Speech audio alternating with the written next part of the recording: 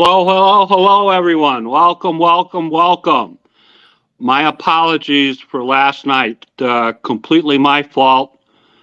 We had some bad weather here in Northwest Indiana, and my phone kept kicking me off the broadcast. Uh, but you know what? My old football coach used to say, run that play till you get it right. So we're back tonight with our guest, Cynthia Infante, two-time kidney transplant patient, NKF Pure Mentor, Kidney Advocate with the National Kidney Foundation, the American Association of Transplantation Power to Save, and UCLA's Living Donation Storytelling Project. Cynthia is special because even though she has chronic kidney disease and end-stage renal disease, the main focus of her advocacy is, quote, to help others understand that they can have a great quality of life and not to give up on hope, unquote. Cynthia's kidney journey began when she was just 15 years old, when she was diagnosed with kidney disease. By the time she was 19, she was placed on in-center hemodialysis. She was the youngest person in her group. In 1995, she was placed on the transplant list, and at the age of 23, received her first transplant from a non-living donor. Cynthia worked and studied hard, and in 1997, graduated college with a degree in respiratory therapy. Afterwards, she began working at a local hospital. In 2000, she married Domenico, the love of her life, and in 2001, she gave birth to her beautiful daughter, Haley. And I understand that Cynthia's taking care of a godson, so they got a full household there and everything. Unfortunately, her original transplanted kidney failed in 2015, after 20 years. But in July of 2015, she received a new kidney transplant from a live donor, her cousin Jacob. Way to go, Jake. Her second kidney transplant is still going strong today. Because of Cynthia's experience as a teenager and an adult healthcare worker, she has been inspired to help others understand and to cope with kidney disease. Because of her positive outlook, she has become a patient member or was a patient member with Banner University. She then became a peer mentor with the NKF, a member of the National Kidney Advocacy Committee, that is an elite group of top-flight kidney advocates, a power player with the American Society of Transplantation and their group, Power to Save, and a stalwart with UCLA's Living Donor Storytelling Project. In every single one of Cindy's emails is the following message in red print. Quote, one day you will tell your story of how you overcame what you went through, and it will become someone else's survival guide, unquote. Ladies and gentlemen, please give a warm welcome to my friend, Cynthia Infante. Cynthia, how are you doing tonight? I'm doing really well. Thanks for having me, Jim. Thanks for coming back after last night, man. I appreciate that. Did I state everything correctly in the introduction? Yeah, you did. Hooray. Please tell us a little bit about your marital status and your children. So I am married to my husband, Domingo. We've been together since 95. I met him about 4 months after my first kidney transplant. And then I graduated college, and then I had my daughter. We got married, and then I had my daughter in 2001. And then a few years after that, I got my godson. So I'm blessed with 2 children and my husband. Okay. Please talk to us a little bit about where you grew up, your education, and your employment experiences. Okay. So I was born and raised in Phoenix, Arizona. And I went to high school here at South Mountain High School. Graduated from there in 91. And then I started dialysis in 92. So I continued to do a lot of my classes at the like junior colleges, and I would do my homework while I was on dialysis. And about 2.5 years of doing that, I did get called for my transplant. And after my transplant, I was doing homework on dialysis because I wanted to be a sports medicine doctor. And so I would sit there and do that. But when I got my transplant, I wanted to do something a little bit quicker. Maybe someone could still, be a doctor, but I wasn't sure how long this transplant would last. So I found a school, it's called Pima Medical Institute, and they had a 2-year program in respiratory therapy. So I completed the 2-year program, and I just loved it so much. And I did the advanced respiratory program and completed that and started working at a local hospital in North Phoenix, John C. Lincoln. After I got married and had my daughter, I decided to be a stay-at-home mom. And when she went off to college, I decided to go back to work. And I didn't go back into respiratory, which is, some people might say, like, why wouldn't you do that? But I was doing advocacy for the National Kidney Foundation. And so I was looking for jobs in advocacy. And there wasn't a lot of paid jobs in Phoenix for that. So I just had to really, really dig. And I mean, I love doing advocacy. It's not even about the money, but I wanted to contribute financially with my husband, especially now that my daughter was going to U of A. And she wants to be a nephrologist. I wonder why. But anyways, and so, yeah, I just kept searching. And then there was a local healthcare center that wanted an advocate for their dialysis. And so I hopped on there, and that's what I do now. I advocate for dialysis and transplant patients and PD patients. And I tell you, Jim, I do love my job. It doesn't feel like work. I go every day and I help the patients, get through their journey. And I hope that one day my dialysis patients will get a transplant like I did. But more importantly is I just hope to improve their quality of life, because, I understand none of us really know how long we're going to be here. We don't, but that won't even matter if you have a good quality of life. So that's my goal every day, is to improve on the quality of life for my renal patients, whether they're dialysis, PD, or transplant. Okay. What is your date of birth, Cynthia? January 3rd, 1972. And just like I said last night, that's the year I graduated from high school. God, I feel old. You look so young. What was your health like before you were diagnosed with kidney failure? I was actually a really healthy person. I was in high school. I danced. I did modern dance and ballet, and I was very active. I did water skiing, camping on the weekends. I mean, I was just a very healthy person. So it was a surprise to me when I did get sick. I was about 15 in high school, and I stayed home. I had strep throat, and I stayed home for about a week. And by the end of the week, my parents were saying, "You're not getting any better. We need to get you to the hospital." And so when I got to the hospital after running tests, they found out that I was in what they called acute kidney failure. And they called the nephrologist, and they started dialysis right away.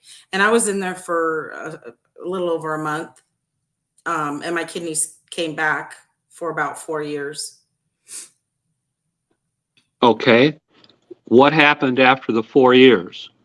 So I was about 19, and a friend of mine and I were going, driving, and a car had ran us off the road. So I got in a car accident, and luckily we were both fine. I mean, we had minor injuries, but within about a month after that, I started getting the symptoms of chronic kidney failure, where I was waking up nauseous and really, really tired. I remember having, family get-togethers, and I would go take a nap in the room while the party was going on and things like that. And so I called my doctor. I was like, "I'm not feeling well." And he ran tests, and sure enough, I was now in chronic kidney failure. Okay. Do you know what specific disease caused your kidneys to fail? Yeah, it's glomerulonephritis. And so that's the name of the disease, but they never knew what actually caused it when I first got sick at 15.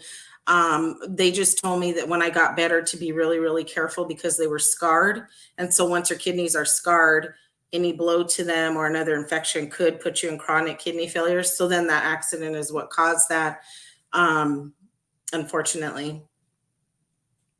Okay. I understand by the age of 19, you were placed in-center hemodialysis.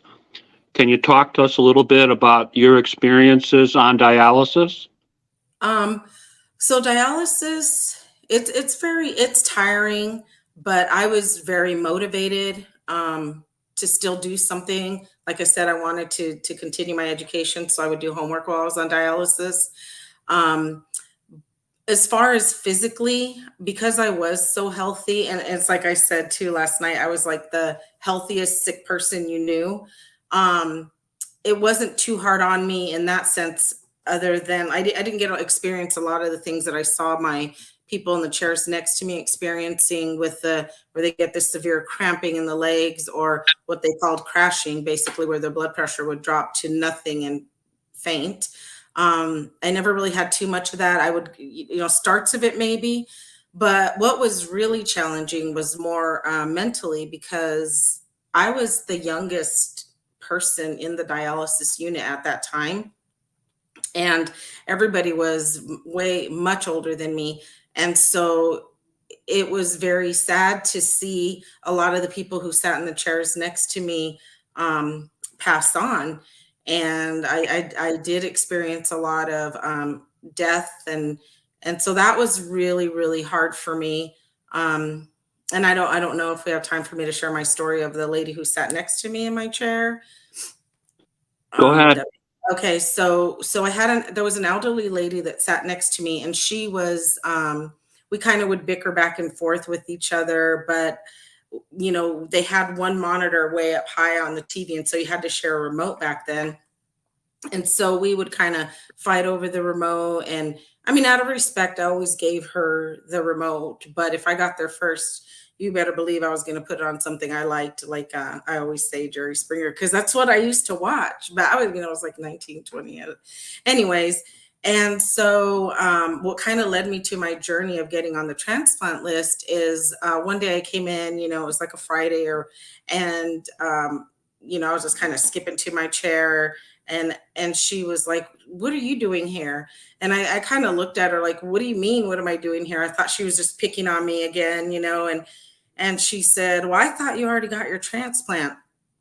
And I said, I told her, I was like, I'm not even on the list. And she said, "Well, why not?" And I really don't know. I get asked that a lot, why I didn't get on the list right away, because I was so young and healthy. I was on dialysis for years before I got on the list. But I just told her I'm not on the list. And she said, "Why not? You're going to end up like me, an old lady on dialysis, and you're going to die in this chair." And I kind of just looked at her like, okay, crazy. So we continue. I had to watch All My Children with her, and I did not like that show, but that's what she liked. And we watched All My Children. It's funny because I like it now, but anyways, the following Monday I came in and I got there early, and I was really happy because I got the remote and I put it on, and I asked my tech, I said, where is so-and-so? And he said, "Oh, I'm sorry, Cynthia, I guess you didn't hear, but she passed on this weekend." And that just hit me so hard. It still sticks with me sometimes. And I thought to myself, oh my gosh, she's right. I'm probably going to sit here. This is my life. And I said, no, this isn't going to happen. I'm a go-getter. I'm a positive person. I was going to make it happen. So I called the nurse. Her name was Cher at the time at Dr. E's office. I called her and I said, I need to get on the list. I can't do this anymore. And so I got on the list. And 8 months later, I got called for my transplant.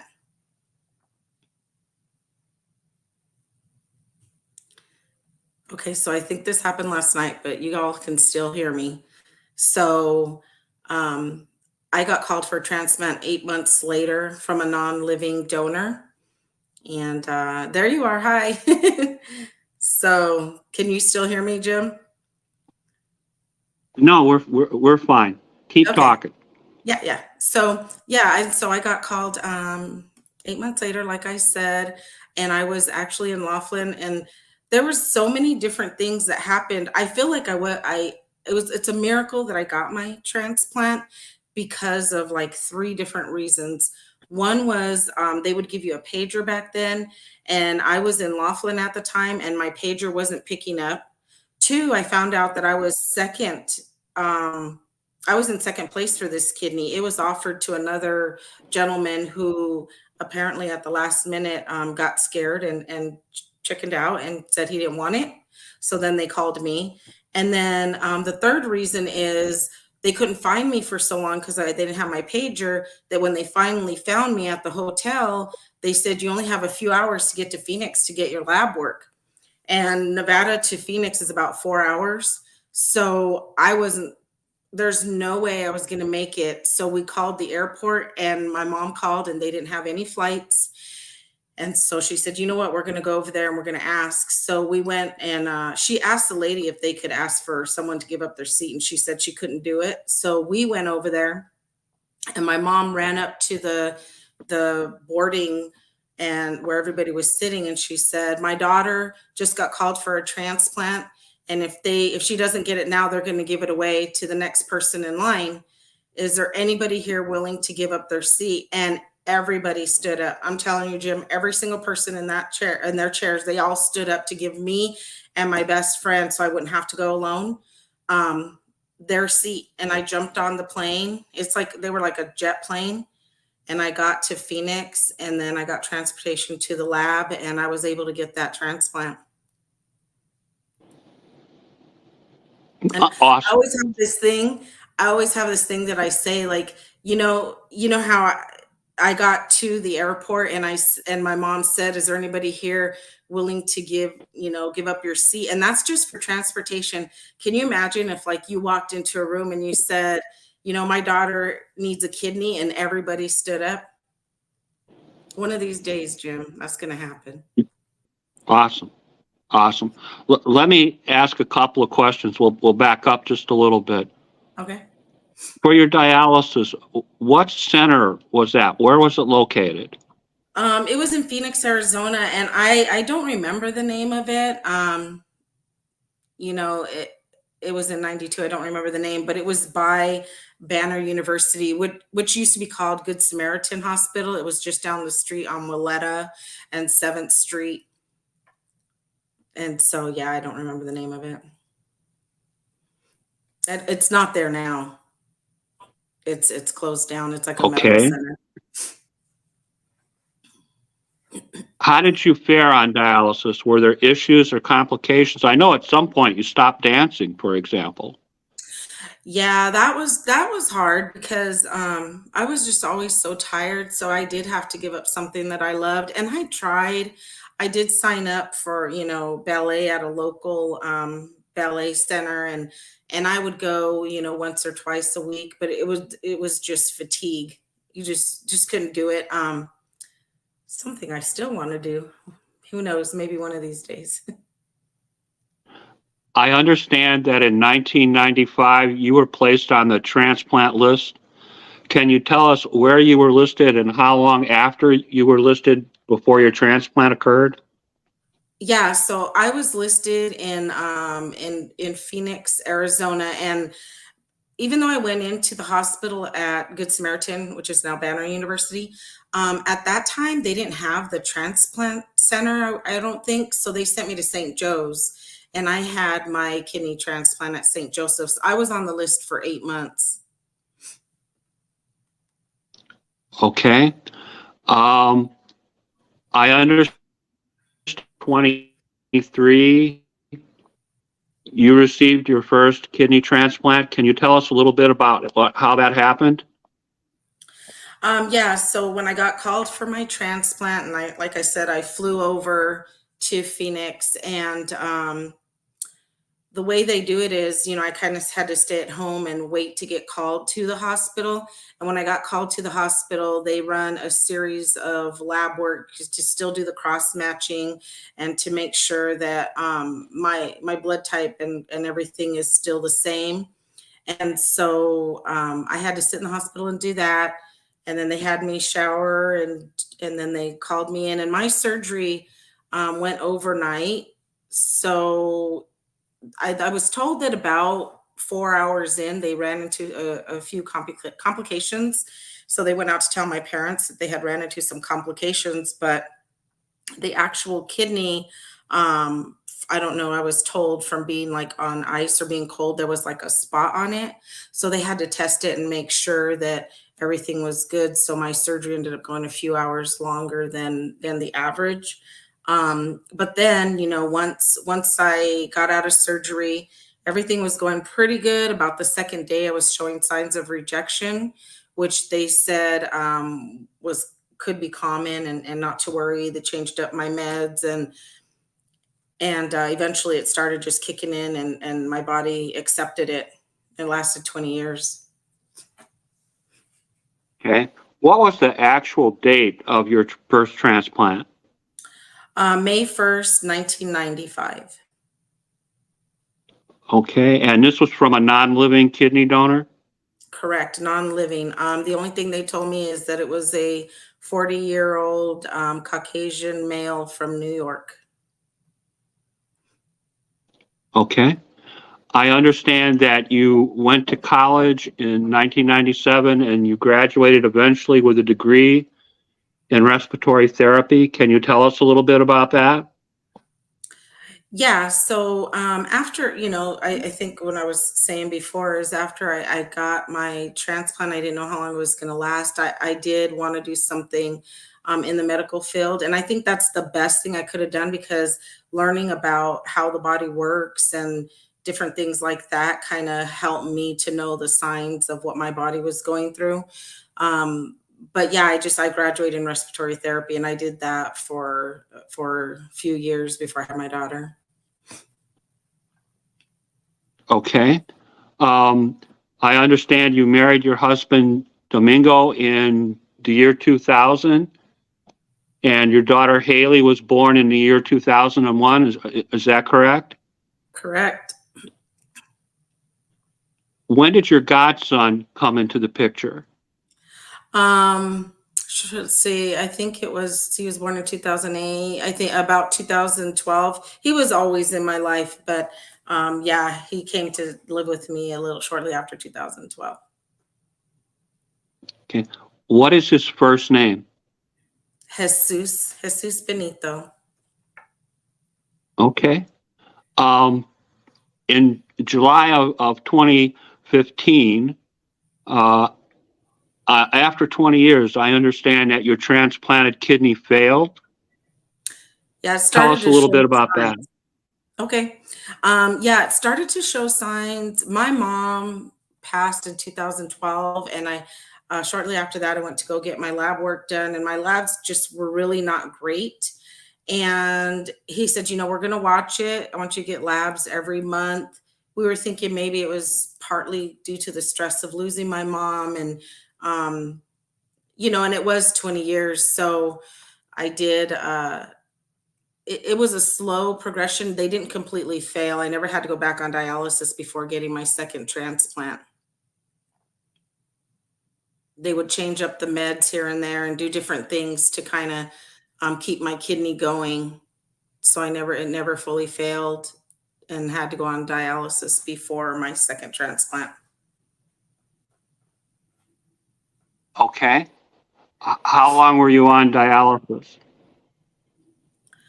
I wasn't on dialysis before my second transplant. I was showing signs of failure, and my GFR was going down, and but we were able to kind of maintain it with meds. But I was getting a lot of the different symptoms that you get with kidney failure, like the PTH going out of balance and my creatinine climbing, and a lot of different things were going on. But my GFR got low enough that I was able to get on the list again. Okay. I understand that your cousin Jacob donated a second kidney to you. He was a living donor. Can you tell us a little bit about the conversation that you had with him before the actual kidney donation? Yeah, so I have a really close relationship with my family. I have a large family, and so everybody kind of knew that I was getting sick again. My mother comes from a family of 15 brothers and sisters, and my father comes from a family of 11 brothers and sisters, and they all have, kids. So the word was kind of out there. And then as my GFR went down, I got on the transplant list and I was just prepared to wait. And I got a call. I remember it was Sunday after church. My cousin Jacob called me and he said, Hey, Cynthia, how are you doing? I said, Oh, I'm doing all right. Just got back from church. And he said, Oh, yeah. He's like, he got kind of quiet. And I said, Is everything okay? And I'm just like kind of thinking all these things. I said, Is everything okay? And he said, Yeah, I just heard you're getting sick again. And I said, Yeah, I said, this kidney is probably on its way out, but I'm back on the list and I'll just wait, and it's in God's hands. And so he said, well, I wanted you to know that I got tested, and I didn't talk to you about it before because I wanted to make sure I was a match before I let you know. And I said, Oh, really, Jacob, you did? And he said, Yeah. He said, we're scheduled in 10 days. And I kind of just was on the phone like, did I hear him right? I said, What do you mean? And he said, Yeah. He goes, It's kind of weird because I kept going to get all these tests done. And when we found out I was a match, they told me to schedule because since I was the donor, it was up to me what day we were going to do it.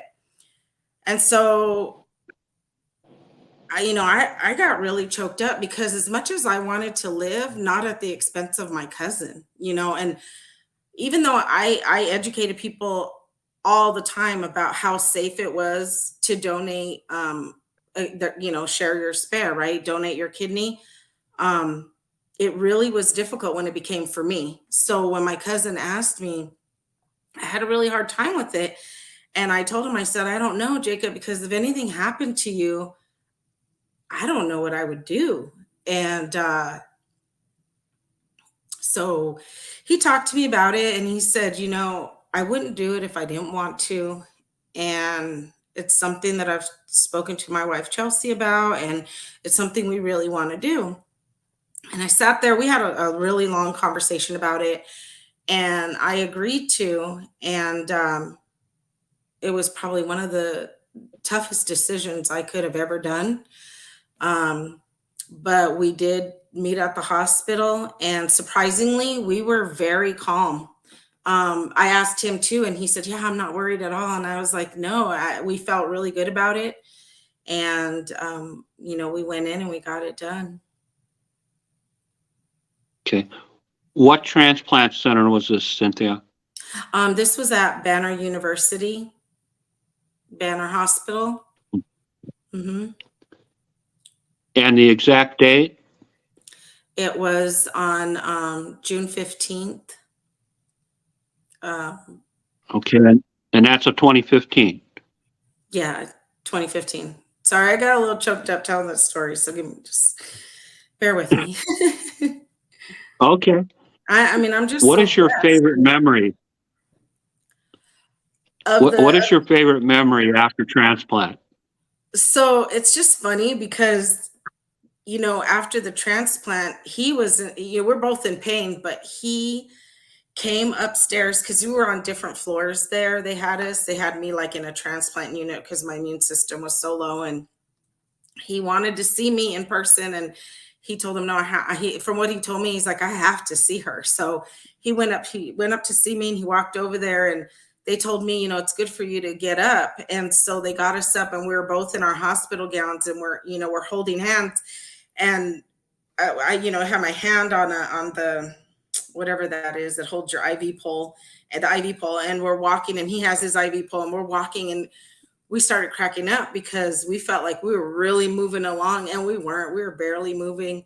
But that's just one of the funniest things, the best memory, because I guess you're just relaxed because you know we're both okay now. And it's kind of weird because we would ask each other, we were both in the hospital all week, and we would ask each other in the morning, like, what was your blood pressure? And he's like, oh, today my blood pressure was, 110/60. And then the nurse would check mine and it was the exact same. And it was like that every single day. Our blood pressures matched every single day. To some people, that may not be like a big deal, but going into my transplant, I had high blood pressure. It was, it wasn't super high, but it was like, 140, 145 over like 80, 85, 90. And exactly like the day after, our blood pressures were just matching every day. So that was really amazing to me. Tell us how you're doing with your new kidney. What's the state of the kidney today since transplant? I'm doing really, really well. With my first transplant, I still was able to do a lot, but with this one, it's so different. I have so much energy. I went back to work. I advocate. I traveled to DC. I still want to do more. I'm trying to do more with the National Kidney Foundation of Arizona. I've sent some emails there. I just have, I was blessed. My cousin gave me my life. Okay. Let's talk a little bit about your kidney advocacy experiences. What motivated you to advocate and mentor for your fellow kidney patients? Okay, yeah. So I was a mentor with Banner University, and I don't remember exactly how that all came about. It was after my first transplant. I was asked by them to be a peer mentor and speak to patients and help them, move on with their journey and help them out to get to transplant. And when I got my second kidney, I called Banner University and I said, can you put my mentorship on hold because I'm getting a kidney transplant? And when I'm all better, I'll call you back and then I'll start connecting with my patients again. And they said, yeah, sure. Well, a few months went by. And so I called them and I said, okay, I'm ready to get back to mentoring. And, for whatever reasons, they said they had stopped their mentor program. But she said, do you mind if I send over your information to the National Kidney Foundation? I know a lady over there that does peer mentoring, and I think you'd be great for it. So I said, sure, absolutely. So I never got a call from the peer mentor, and I thought, wow. But I did get a call for advocating. And so that's how that all started. And then once I started advocating, then I got put back into the peer mentoring. So that's kind of how I got into it. Okay. So I actually met with you when they had their last. Yeah, you met me at the last summit and you were telling me about your podcast. And so I was like, absolutely.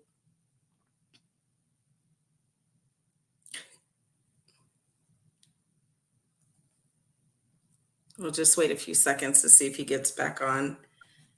I'm back. Yeah. I actually met with you when the NKF had their last kidney summit. Did you get an opportunity to visit with your members of Congress to discuss kidney issues and legislation? I did. And I still can't remember her name that was speaking at the summit, and she said, if you get your congressman to cry, dinner's on me. So I'm holding her to that because my story got them to tears. I didn't really want them to cry, but I mean, I guess my story can be kind of raw and real.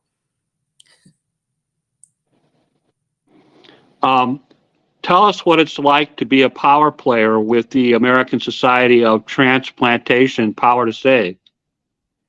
You gave a video, a statement with them.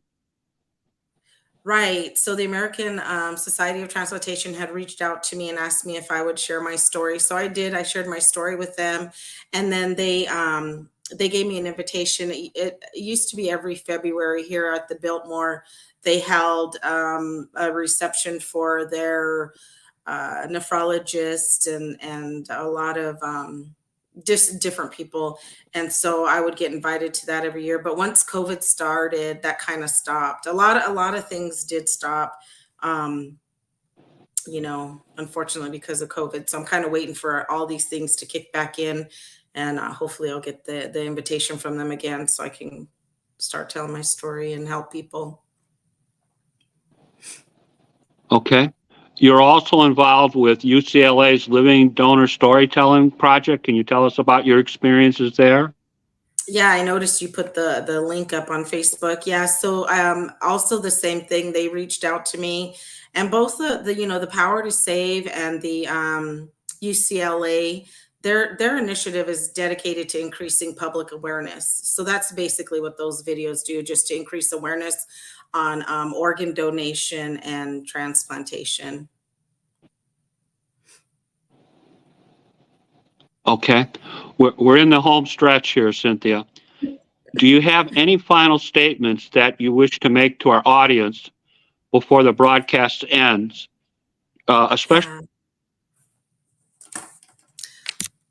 So what I'd like to say, to people that are going through kidney failure, or if you have family, just, hold your head up and be strong, that people do care, just get the word out and ask for what you need. I mean, I know it's really difficult to say, hey, you want to give me a kidney, but if you get the word out and you just kind of let people know where you're at, you'd be surprised how many people out there care and they want to do something. They just don't know how.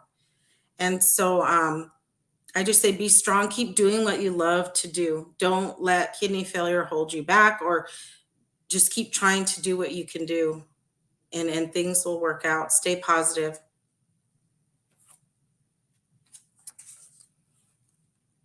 Okay. I just want to thank you tonight for being willing to come back, and thank you for sharing your story. And we'll be spreading around the replay of the broadcast so people can see it. Is there anything else you would like to say before we close up for the night? Yeah, I mean, I just want to say, thank you so much to all my friends and my family. I have just such a great support, even, my coworkers and my colleagues. I just want to thank them so, so much for always supporting me and allowing me to be able to live my dream. And especially, I want to thank my cousin and his family and his wife for giving me my life back. And um, I'm giving back to do everything I can. I don't take it for granted that I've been given the gift of life twice. Um, I appreciate it every day, and I just want you to know that. Okay. Thank you so much, Cynthia. I'm going to let you go now.